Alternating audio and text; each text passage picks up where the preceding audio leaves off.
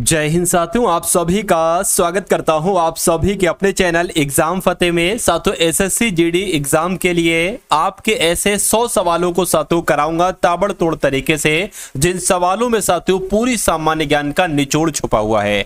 तो मेरा मानना है अगर इन 100 सवालों को आप साथियों तैयार कर लेते हैं तो आपके एग्जाम में, रियल एग्जाम में साथियों यहां से इस क्लास से बहुत सारे क्वेश्चन आप लोग डायरेक्ट देखने को मिलेंगे आपको। तो यहां पर पहला सवाल आपकी स्क्रीन पर है साथियों कि अमीर खुसरो का जन्म कहां पर हुआ था बताइए। और अगर बात करें साथियों इन 100 सवालों में से मैं आपको जो टारगेट दे रहा हूं साथियों वो लगभग 31 से 32 प्रश्नों का दे रहा हूं। यानी कि इन 100 सवालों में से अगर आप 31 से 32 प्रश्न बिल्कुल सही कर लेते हैं तो आपकी सामान्य ज्ञान मजबूत मानी जाएगी। तो पहला सवाल आपकी स्क्रीन पर है कि अमीर खुसरो का जन्म कहां पर हुआ था, तो उत्तर प्रदेश में अमीर खुसरो का जन्म हुआ था। उसके बाद देखिए किस इतिहासकार ने 8 सुल्तानों का काल देखा है, तो मैं कहूंगा अमीर खुसरो ने ही 8 सुल्तानों का काल देखा था। आंसर आपका जाएगा सी के साथ। चलिए उसके बाद देखिए किसने पद्मावत की रचना की थी, तो अगर बात करते हैं साथियों मलिक मोहम्मद जायसी की, तो मलिक मोहम्मद जायसी ने साथियों किसकी रचना की थी, पद्मावत की रचना की थी। आप सभी लोगों को मालूम होना चाहिए। उसके बाद देखिए खुसरो खां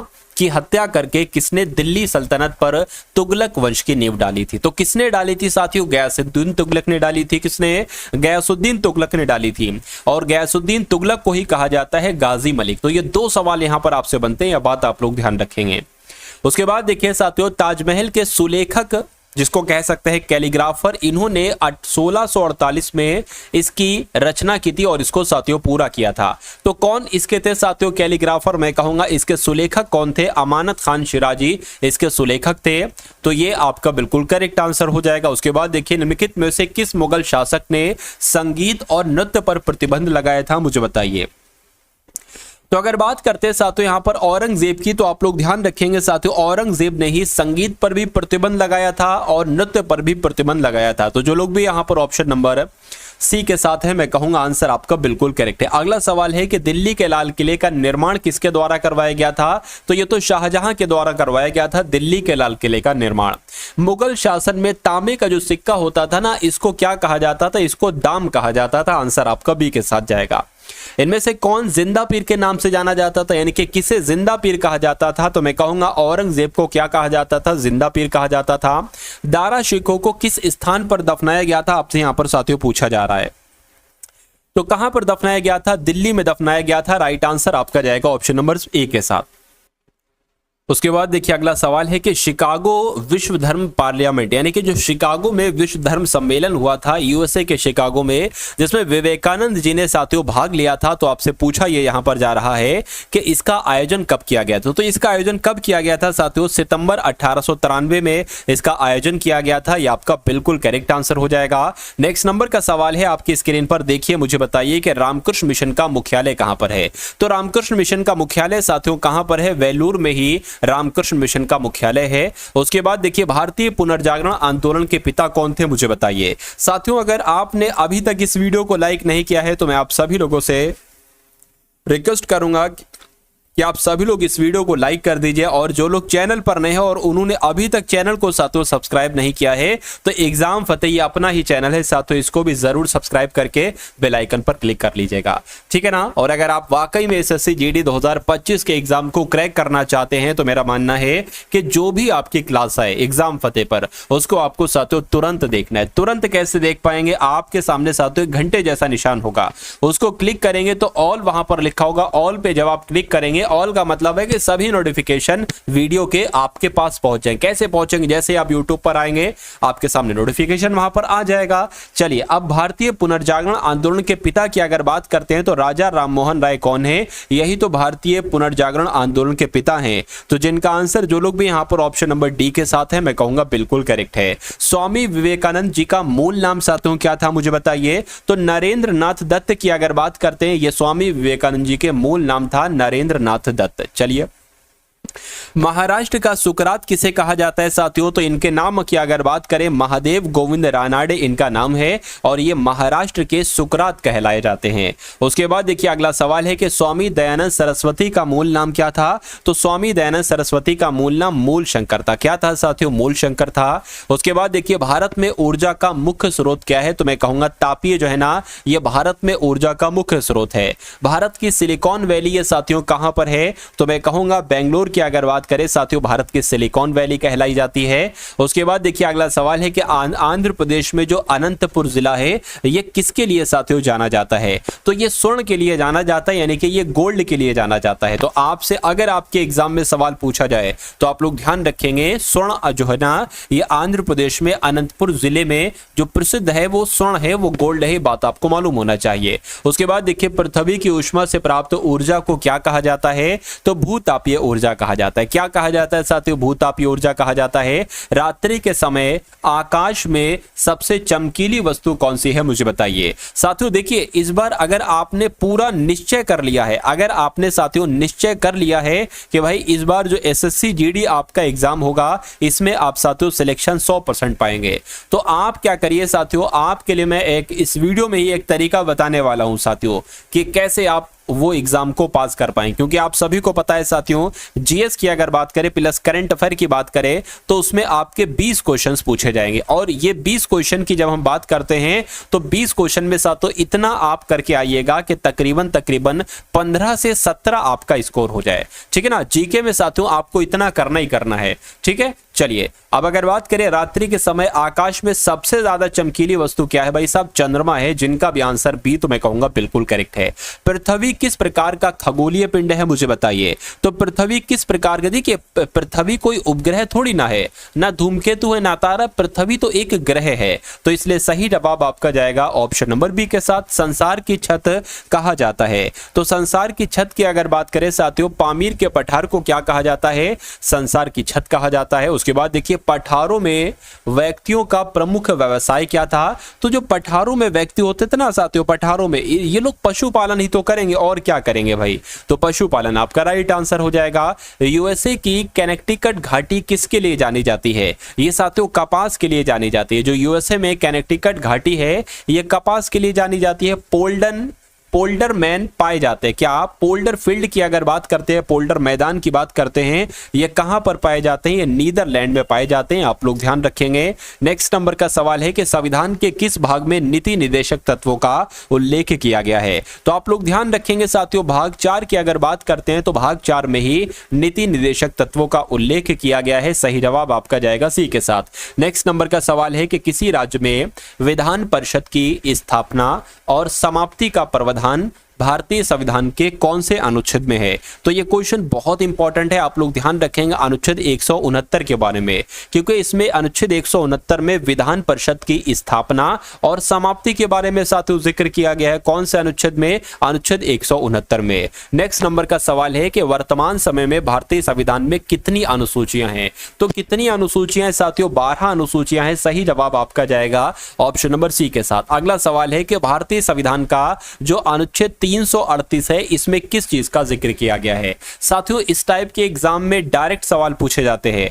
आपको कोई सा भी अनुच्छेद दे दिया जाएगा और पूछा जाएगा कि भाई इस अनुच्छेद से संबंधित है। 4 ऑप्शन आपके सामने दे दिए जाएंगे। तो अगर अनुच्छेद 338 आपके सामने आ जाए तो इसका संबंध राष्ट्रीय अनुसूचित जाति आयोग से है। इसलिए आंसर आपका किस ऑप्शन के साथ जाएगा? ऑप्शन नंबर ए के साथ जाएगा। अब अगला सवाल देखिए कि मूल संविधान में कुल कितनी अनुसूचियां थी? तो अभी आपने देखा वर्तमान समय पर कितनी अनुसूचियां हैं? 12 अनुसूचियां हैं। लेकिन जो मौलिक संविधान था, मूल संविधान था, उसमें 8 अनुसूचियां थी। आंसर जिनका भी ऑप्शन नंबर डी था, मैं कहूंगा कि आंसर आपका साथियों बिल्कुल करेक्ट था। भाई बहुत बढ़िया, वेरी गुड क्लास। अगला सवाल है कि तमिलनाडु का लोकप्रिय लोक नृत्य कौन सा है, मुझे बताइए। तो अगर कारगम की बात करते हैं, कारगम जो लोक नृत्य है ये तमिलनाडु का ही तो साथियों एक लोक नृत्य है। उसके बाद देखिए जागोई नृत्य किस राज्य का नृत्य है, मुझे बताइए। तो कहाँ का है साथियों? ये मणिपुर का है। कहाँ का है? जागोई नृत्य कहाँ पर किया जाता है? मैं कहूंगा साथियों मणिपुर में किया जाता है। सही जवाब आपका ऑप्शन नंबर बी के साथ जाएगा। शास्त्रीय संगीत किस वेद से लिया गया? देखिए संगीत का संबंध किस वेद से है, तो मैं कहूंगा सा से संगीत, सा से सामवेद, यानी कि संगीत का संबंध किससे है साथियों? सामवेद से है। तो आपके सवाल का जवाब क्या होगा? ऑप्शन नंबर सी यानी कि सामवेद हो जाएगा। नेक्स्ट नंबर का सवाल है आपकी स्क्रीन पर कि हिंदुस्तानी संगीत का सबसे पुराना घराना कौन सा है? तो हिंदुस्तानी संगीत का सबसे पुराना घराना कौन सा है साथियों? ग्वालियर घराना है। यह भी आप लोग ध्यान रखेंगे। रानी लक्ष्मीबाई का विवाह की अगर बात करते हैं किसके साथ हुआ था साथियों? तो गंगाधर राव के साथ हुआ था रानी लक्ष्मीबाई का विवाह। नेक्स्ट नंबर का सवाल है कि भारत का पहला स्वतंत्रता संग्राम 10 मई 1857 को शुरू हुआ था। तो कहां से हुआ था, आपसे पूछा जा रहा है।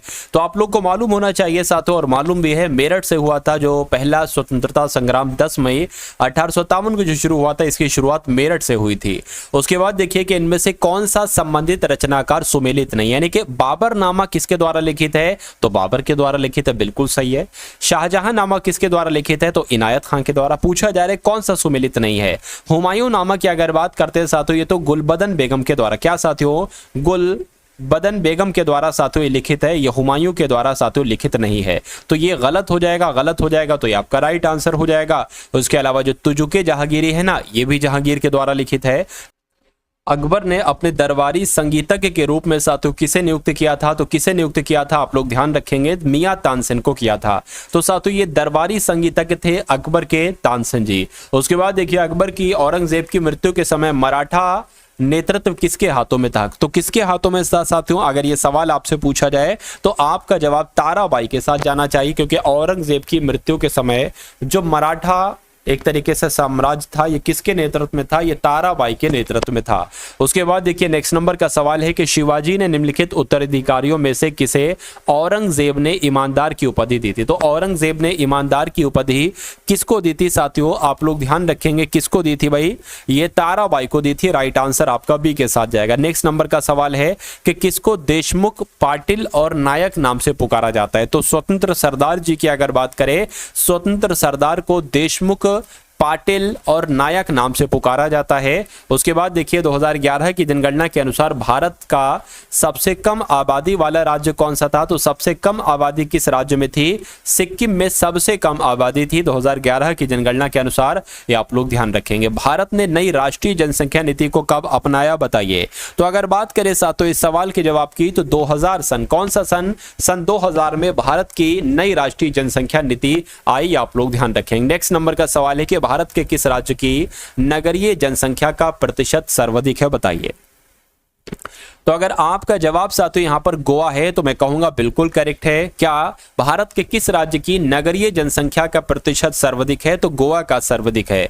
उसके बाद देखिए अगला सवाल है कि 2011 की जनगणना के अनुसार उत्तर प्रदेश की जनसंख्या भारत की जनसंख्या की कितने प्रतिशत है? तो 16.16% है। आपका सही जवाब जाएगा ऑप्शन नंबर सी के साथ। चलिए भाई अब उसके बाद देखिए अगले नंबर का सवाल है कि करीबा बांध, यहां पर करीबा बा होना चाहिए साथियों। करीबा बांध की अगर बात करते हैं ये किस नदी पर स्थित है? तो ये जामबेजी नदी पर स्थित है। करीबा बांध किस नदी पर स्थित है साथियों? जामबेजी नदी पर स्थित है। आपको मालूम होना चाहिए। विश्व का सबसे बड़ा डेल्टा कौन सा है मुझे बताइए? तो आपको साथियों याद होना चाहिए, मैं आपको कई बार बता चुका हूं कि जो सुंदरवन का डेल्टा है ये विश्व का सबसे बड़ा डेल्टा है। राइट आंसर अगर आपका भी हो ऑप्शन नंबर ए बिल्कुल करेक्ट भाई, बहुत बढ़िया, वेरी गुड क्लास। अब उसके बाद देखिए अगला सवाल है कि एशिया की सबसे लंबी नदी कौन सी है बताइए? तो अगर बात करते हैं एशिया की सबसे लंबी नदी की, तो आप लोग साथियों इतना ध्यान रखेंगे कि जो यांगसी नदी भी लिखा होता है और यांगटीसी नदी भी कहीं पर आपको लिखा हुआ दिखा सकता है। तो एशिया की सबसे लंबी नदी साथियों यांगटीसी नदी हो जाएगी। नेक्स्ट नंबर का सवाल है आपकी स्क्रीन पर देखिए और मुझे बताइए कि आपका सही जवाब साथियों यहां पर किस ऑप्शन के साथ जाएगा बताइए? देखिए यहां पर अगर साथियों हम लोग बात करते हैं कि 49वीं समानांतर रेखा की अगर बात करें, तो 49वीं समानांतर रेखा की अगर बात करें साथियों ये किसके बीच है? तो ये तो यूएसए और कनाडा के बीच है। क्या यूएसए और कनाडा के बीच है? राइट आंसर आपका जाएगा ऑप्शन नंबर सी के साथ। चलिए हल्दी घाटी के युद्ध में महाराणा प्रताप की सेना के सेनापति कौन थे? तो इनका नाम था साथियों, क्या इनका नाम था? आप लोग ध्यान रखेंगे, हकीम खान इनका नाम था। और हकीम खान ही हल्दी घाटी के युद्ध में महाराणा प्रताप की सेना के सेनापति थे। उसके बाद देखिए नेक्स्ट नंबर का सवाल है कि निम्नलिखित में से किस स्थान पर अकबर को हुमायूं की मृत्यु की सूचना मिलने पर उनको राजगद्दी पर बैठा दिया गया? तो किस स्थान की बात चल रही है? कलानौर नामक स्थान की बात चल रही है। ये आप लोग ध्यान रखेंगे, आंसर आपका जाएगा ए के साथ। अगला सवाल है कि निम्नलिखित में से कौन इलाहाबाद में 1857 के संग्राम का नेता था? तो यहां पर अगर बात करें कि आपका राइट आंसर साथियों क्या होगा, आप लोग ध्यान रखेंगे मौलवी लियाकत अली का नाम, क्योंकि मौलवी लियाकत अली ने इलाहाबाद से नेतृत्व किया था 1857 के संग्राम का। उसके बाद देखिए किस प्रख्यात भारतीय इतिहासकार ने 1857 ईस्वी की क्रांति को क्रांति नहीं माना? यानी कि एक ऐसे इतिहासकार का नाम जिन्होंने 1857 की क्रांति को क्रांति नहीं माना, तो मैं कहूंगा आरसी मजूमदार इनका नाम, और इन्होंने इसको क्रांति नहीं माना है। उसके बाद देखिए कि महाराष्ट्र में जो फड़के विद्रोह है इसका नेतृत्व किसके द्वारा किया गया था? तो वासुदेव बलवंत फड़के के द्वारा ही फड़के विद्रोह का नेतृत्व किया गया था। उसके बाद देखिए बारदोली सत्याग्रह को किसने नेतृत्व प्रदान किया था? तो इसका नेतृत्व किसके द्वारा किया गया था? सरदार वल्लभ भाई पटेल के द्वारा ही बारदोली सत्याग्रह का नेतृत्व किया गया था। राइट आंसर आपका जाएगा ए के साथ। नेक्स्ट नंबर का सवाल है आपकी स्क्रीन पर, मुझे बताइए। देखिए तेभागा कृषक आंदोलन निम्नलिखित में से कहां पर हुआ था? तो अगर ये सवाल आपके एग्जाम में आता है तो आप लोग ध्यान रखेंगे कि जो तेभागा कृषक आंदोलन है ये कहां पर हुआ था? ये साथियों बंगाल में हुआ था। नेक्स्ट नंबर का सवाल है आपकी स्क्रीन पर, देखिए और मुझे बताइए आपका राइट आंसर क्या होगा कि कौन सा आंदोलन एक गोरिल्ला युद्ध था? बताइए। तो किसकी बात चल रही है? आप लोग भी ध्यान रखेंगे, जो तेलंगाना कृषक आंदोलन था ये एक तरीके से साथियों गोरिल्ला युद्ध था, ये आप लोग ध्यान रखेंगे। नेक्स्ट नंबर का सवाल है कि प्रथम अखिल भारतीय किसान सभा के जो महासचिव थे कौन थे? देखिए पर पहली अखिल भारतीय किसान सभा की यहां पर बात चल रही है, इसके महासचिव साथियों कौन थे? तो आपको नाम मालूम रखना है, एन.जी. रंगा। एन.जी. रंगा कौन थे साथियों? इसके महासचिव थे। आंसर आपका ऑप्शन नंबर बी के साथ जाएगा। उसके बाद देखिए जो वन चक्रवातों के अवरोधकों का कार्य करते हैं उन वनों को क्या कहा जाता है? तो उन वनों को मैंग्रोव वन कहा जाता है। क्या कहा जाता है साथियों? उन वनों को मैंग्रोव वन कहा जाता है। नेक्स्ट नंबर का सवाल है कि सुंदर वन के जंगल को क्या कहा जाता है? तो जो सुंदर वन के जंगल होते हैं साथियों उनको भी क्या कहा जाता है? मैंग्रोव वन ही कहा जाता है। ये बहुत इंपॉर्टेंट क्वेश्चन है साथियों। अगर बात करें डेली आपके लिए मैं 100 क्वेश्चन लेकर आऊंगा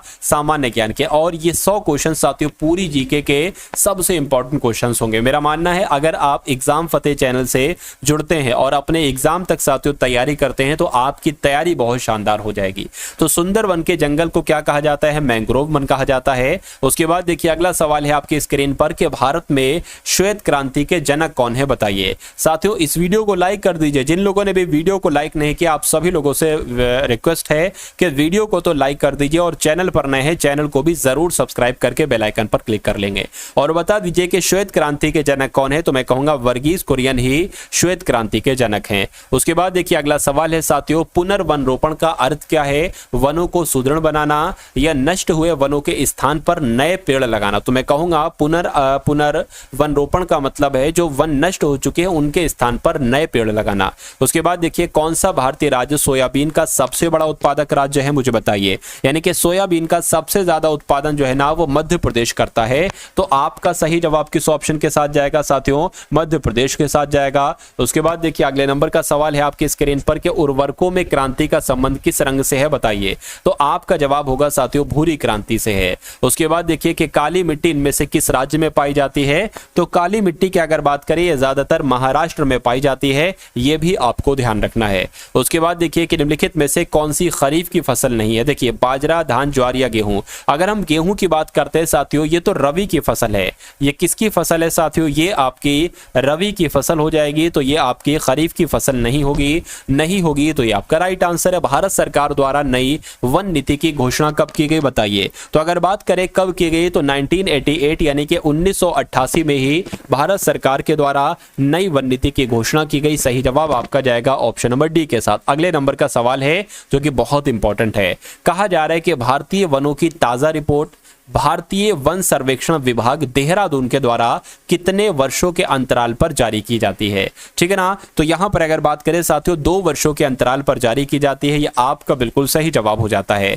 अर्थशास्त्र जो है ना, अर्थशास्त्र ये धन का विज्ञान है। ये कथन किसका है, ये किसके द्वारा कहा गया था? तो ये तो एडम स्मिथ के द्वारा कहा गया था कि अर्थशास्त्र धन का विज्ञान है। उसके बाद देखिए प्रिंसिपल ऑफ इकोनॉमिक्स शीर्षक वाली किताब का लेखक कौन है? तो अगर अल्फ्रेड मार्शल की बात करेंगे तो साथियों इस किताब के लेखक कौन है? अल्फ्रेड मार्शल है। किताब का क्या नाम है? Principle of economics. उसके बाद देखिए नेक्स्ट नंबर का सवाल है कि डॉक्टर नॉर्मन ई बोरलॉन्ग किस देश से हैं, मुझे बताइए। तो ये किस देश के हैं? ये तो अमेरिका के हैं। ये कहां के हैं साथियों? ये अमेरिका के हैं, इसलिए राइट आंसर आपका जाएगा सी के साथ। नेक्स्ट नंबर का सवाल है कि निम्नलिखित में से कौन सा भारत में भूमि सुधार का हिस्सा नहीं है? बहुत ध्यान रखिएगा, भूमि सुधार का हिस्सा कौन सा नहीं है, ये आपसे यहां पर पूछा जा रहा है। देखिए जमींदारी प्रथा का उन्मूलन करना ये तो भूमि सुधार का हिस्सा है। भूमि जोतों की अधिकतम सीमा का निर्धारण करना ये भी साथियों भूमि सुधार का हिस्सा है। काश्तकारी सुधार करना भूमि सुधार का हिस्सा है, लेकिन बहुफसली योजना बनाना ये भूमि सुधार का हिस्सा नहीं। अब नहीं है तो मैं कहूंगा ये आपका राइट आंसर है। चलिए भाई, उसके बाद देखिए अगले नंबर का सवाल है आपके स्क्रीन पर, देखिए और बताइए सही जवाब क्या हो सकता है। चलिए कह रहे कि एगमार्क एक्ट जो है ये भारत में कब लागू किया गया? तो ये तो साथियों 1937 में लागू किया। जो एगमार्क एक्ट था ना, एगमार्क अधिनियम, ये भारत में 1937 में लागू किया गया। केंद्रीय उपोष्ण बागवानी संस्थान ये कहां पर है, मुझे बताइए। तो ये कहां पर है साथियों? ये लखनऊ में है। कहां पर है? लखनऊ में है। ये आपका बिल्कुल करेक्ट आंसर हो जाएगा। दुग्ध उत्पादन बढ़ाने के लिए भारत सरकार के द्वारा कौन सी क्रांति शुरू की गई है साथियों? तो श्वेत क्रांति इसका सही जवाब होगा। तो जो लोग भी यहां पर हैं ऑप्शन नंबर बी के साथ मैं कहूंगा आंसर आपका बिल्कुल करेक्ट हो जाएगा। चलिए भाई, उसके बाद देखिए नेक्स्ट नंबर का सवाल है आपकी स्क्रीन पर कि फोर्ट विलियम कहां पर है, बताइए। तो फोर्ट विलियम कहां पर है साथियों? ये कोलकाता में है। आंसर जिनका ऑप्शन नंबर डी है मैं कहूंगा बिल्कुल करेक्ट है।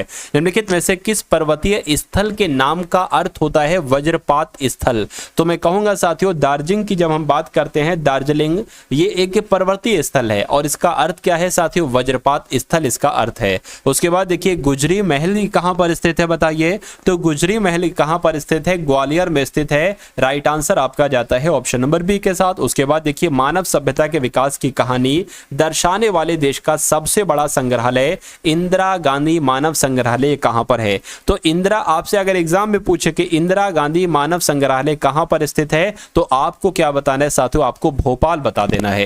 चलिए भाई, उसके बाद देखिए नेक्स्ट नंबर का सवाल है आपकी स्क्रीन पर, देखिए कि दृष्टि विकलांग हेतु राष्ट्रीय संस्थान कहां पर है, बताइए। तो कहां पर है साथियों? देहरादून में है। सही जवाब आपका सी के साथ जाएगा। Centre for DNA fingerprinting and diagnostics ये कहां पर स्थित है? तो ये कहां पर स्थित है ये भी आप लोग ध्यान रखेंगे। ये अगर बात करते हैं साथियों ये कहां पर है? ये हैदराबाद में है। तो आपका राइट आंसर हैदराबाद हो जाता है। उसके बाद देखिए कि राष्ट्रीय मस्तिष्क अनुसंधान केंद्र कहां पर है? तो कहां पर है साथियों? ये आपका अहमदाबाद, गुड़गांव या कोलकाता या साथियों सूरत में है। तो अगर बात करते हैं आपका जवाब यहां पर गुड़गांव है, तो मैं आपका जवाब बिल्कुल सही है। अगला सवाल है बड़े गुलाम अली किस घराने से संबंधित हैं, मुझे बताइए। तो बड़े गुलाम अली का संबंध जो है ना ये पटियाला घराने से है। क्या? ये पटियाला घराना। साथियों सवाल आपके जो बनेंगे ना आपके एग्जाम में वो यहीं से बनेंगे, इससे बाहर अब मुझे नहीं लगता कि आपके कुछ सवाल बन सकते हैं। ठीक है, क्योंकि साथियों अगर आप मेरी सभी क्लासेस को देखते हैं अपने सामान्य ज्ञान के पोर्शन को मजबूत करने के लिए, स्ट्रॉन्ग करने के लिए, और सामान्य ज्ञान प्लस करंट अफेयर के सेक्शन को मजबूत करने के लिए और बहुत शानदार स्कोर करने के लिए, तो ये क्लासेस आपके लिए बहुत इंपॉर्टेंट हो जाती है। क्योंकि इन क्लासेस का जो कंटेंट बनाया जाता है, क्वेश्चंस को तैयार किया जाता है, वो बहुत एनालिसिस करके किया जाता है कि भाई किस किस टाइप के कहां से सवाल आपसे पूछे जा सकते हैं। खैर अगला सवाल देखिए कि तबला वादक किशन महाराज का संबंध किस घराने से है, बताइए। तो इनका संबंध साथियों बनारस घराने से है। कहां से है? बनारस घराने से है। उसके बाद देखिए आगरा घराने के संस्थापक कौन है? तो आगरा घराने के संस्थापक कौन है साथियों? हाजी सुजान खान इनका नाम है और ये आगरा घराने के ही संस्थापक हैं। निम्नलिखित में से किस मंदिर में पेंचायतन शैली की वास्तुकला है? तो किसकी बात चल रही है साथियों? आप लोग ध्यान रखेंगे दशावतार मंदिर की बात चल रही है। यह आपका बिल्कुल करेक्ट आंसर हो जाता है। उसके बाद देखिए निम्नलिखित में से कौन सा स्थान हेमिस मठ के सर्वाधिक समीप है? तो किसकी बात चल रही है साथियों? लेह आपका राइट आंसर हो जाएगा। ठीक है ना। यानी कि अगर लेह की बात करें तो जो लेह है ना, ये साथियों हेमिस मठ के सर्वाधिक समीप है। अगला सवाल है बाइलाकुप्पे मठ है, यानी कि जिसको नाम द्रोलिंग भी कह सकते हैं, ये भारत के किस राज्य में है? तो ये कहां पर है? ये कर्नाटक में है। आंसर आपका जाएगा डी के साथ। अगला सवाल है कि निम्नलिखित में से कौन भारत की एकमात्र प्रसिद्ध महिला शहनाई वादक हैं? ये क्वेश्चन बहुत इंपॉर्टेंट है क्योंकि इसमें एकमात्र महिला आ गया है, और जिसमें एकमात्र महिला आ जाता है या प्रथम महिला आ जाता है वो आपके एग्जाम के लिए बहुत इंपॉर्टेंट हो जाता है। देखिए यहां पर अगर साथियों बात करते हैं कि भारत की वो एकमात्र महिला जो कि शहनाई वादक हैं, तो बागेश्वरी कमर का नाम आपको मालूम रखना है। चलिए भाई, उसके बाद देखिए अगला सवाल है कि निम्नलिखित में से कौन हिंदुस्तानी शास्त्रीय संगीत में सर्वश्रेष्ठ रुद्र वीणा वादक हैं? तो इनके नाम की अगर बात करें साथियों, आप लोग भी ध्यान रखेंगे कि उस्ताद असद अली खान आपके सवाल का क्या होगा? बिल्कुल सही जवाब हो जाएगा। अगला सवाल है कि निम्नलिखित में से कौन तबला वादक नहीं है? बताइए। तो तबला वादक की अगर बात करें, स्वपन चौधरी तबला वादक हैं, लेकिन GN बाला सुब्रमण्यम ये तबला वादक नहीं है। अब नहीं है तो ये आपका राइट आंसर है। निम्नलिखित में से कौन सा त्यौहार अमावस्या के दिन आयोजित किया जाता है? तो अमावस्या के दिन साथियों काली पूजा का आयोजन किया जाता है। ये आपके एग्जाम में साथियों सवाल आपसे पूछा जा सकता है। जल्लीकट्टू साथियों ये क्या है? बताइए। तो क्या एक टैग खेल है? नहीं, ये सांड को वश में करने का एक लोकप्रिय खेल है। ये आपका बिल्कुल सही जवाब होगा। जल्लीकट्टू आपने जरूर देखा होगा।